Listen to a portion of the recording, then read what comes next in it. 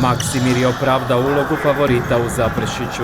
U prilično izjednačenoj utakmici u posljednju četvrtinu ušli su s prednošću od 6 poena, te je još postojala šansa za Fortunu da dođe do pobjede, ali gosti su mirno priveli utakmicu kraju, slavivši 63:77. Najefikasniji pojedinci bili su Ivan Jurinec s 18 postignutih koševa kod Fortune, te Jakov Križan s 21 kod Maksimira.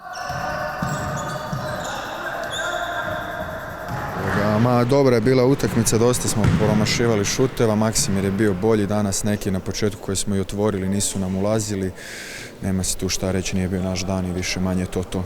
Na polovremenu je Maksimir vodio 4 razlike, ali velikim brojem promašenih otvorenih šuteva u trećoj četvrtini Fortuna je propustila utakmicu vratiti u potpuni egal i zakomplicirati završnicu. Pa sigurno da bi to nekako dalo utakmici neku, kako bi rekao, neizvjesnost, ali kako do tog nije došlo, onda nismo jednostavno mogli i u drugom poluvremenu nam je dosta i obrana štekala, nismo mogli postići sa zonskim presingom ono što smo htjeli i eto, jednostavno smo na kraju izgubili. Nakon 3 pobjede bio je ovo prvi poraz Fortune na domaćem terenu.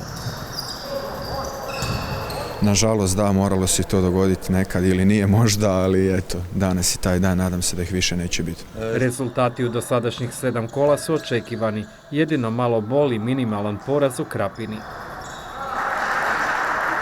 To je neka pobjeda koju smo očekivali, opet jedan razlike koji prošle sezone, nažalost, dosta je to šareno.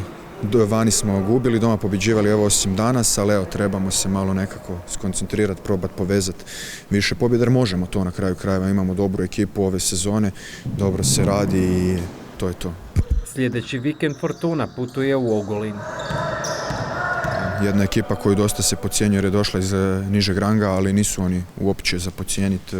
Dobra ekipa, jaka na mišiće, nekakvi ličani, priličani, klasik priča, uvijek nezgodna i gostovanja tamo, a i doma kad dođu znaju nekad doći krnji ali nije to za podcijeniti, treba ozbiljno shvatiti. Fortuna se trenutno nalazi na 5. poziciji sa skorom od 3 pobjede i 4 poraza. Isti učinak imaju još 4 ekipe, a s većinom od njih Fortuna do kraja jesenskog dijela prvenstva još mora odmjeriti snage.